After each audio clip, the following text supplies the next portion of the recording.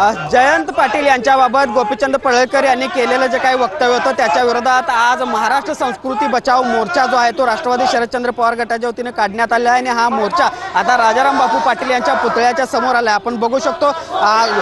जयंत पाटील यांचे हजारो समर्थक या सगळ्या मोर्चामध्ये सहभागी झालेच होते, मात्र पक्षाचे अध्यक्ष असलेल्या शशिकांत शिंदे असतील त्याचबरोबर वरिष्ठ सगळे राज्यातले नेते देखील या सगळ्या मोर्चामध्ये सहभागी झाल्याचं आपल्याला बघायला मिळतंय आणि गोपीचंद पडळकर यांच्या विरोधात जोरदार घोषणाबाजी जयंत पाटील समर्थकांकडून अजूनही होताना आपल्याला बघायला मिळते। या सगळ्या मोर्चामध्ये सहभागी झालेले जे वरिष्ठ नेते आहेत त्यांचा देखील आरोप आहे की गोपीचंद पडळकर यांना मुख्यमंत्री देवेंद्र फडणवीस कुठेतरी पाठीशी घालत आहेत आणि त्याबद्दलच हा इशारा देण्यासाठी हा मोर्चा काढला असल्याचं त्यांचं म्हणणं आहे। आणि एकूणच आता हा राजाराम बापू पाटील यांच्या पुतळ्यासमोर हा मोर्चा आल्यानंतर या ठिकाणी सभा देखील होणार आहे। त्या ठिकाणी विशेषतः रोहित पाटील काय वक्तव्य करतात किंवा काय भाषा वापरतात हे देखील पाहणं महत्त्वाचं असणार आहे, कारण त्यांनी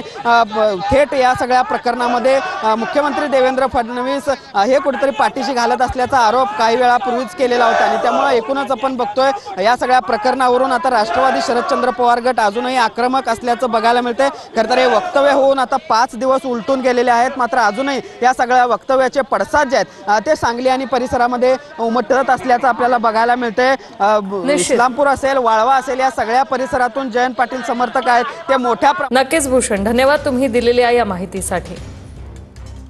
कुटुंबाबाबतीत बोलणं, एका दिवंगत असणाऱ्या हयात नसणाऱ्या एका राज्याच्या पातळीवरच्या असणाऱ्या व्यक्तिमत्वावर बोलणं हे योग्य नाही मला वाटतं आणि त्यांनी आत्मपरीक्षण करावं त्यांच्या पक्षात आणि महाराष्ट्र मला असं वाटतं अशी गोष्ट खपून घेणार नाही। महाराष्ट्राची ओळख ही शाहू फुले आंबेडकरांच्या समतावादी विचाराचा महाराष्ट्राची आहे। महाराष्ट्राची ओळख ही यशवंतराव चव्हाण, शरद पवार, वसंतदादा पाटील ज्यांच्या शहरात आणि ज्यांच्या जिल्ह्यात आपण आहोत आणि त्याचबरोबर SM जोशी असतील, गोपीनाथ मुंडे असतील, या सगळ्यांनी राजकारण केलं, परंतु याचा अर्थ कुठल्याही परिस्थितीत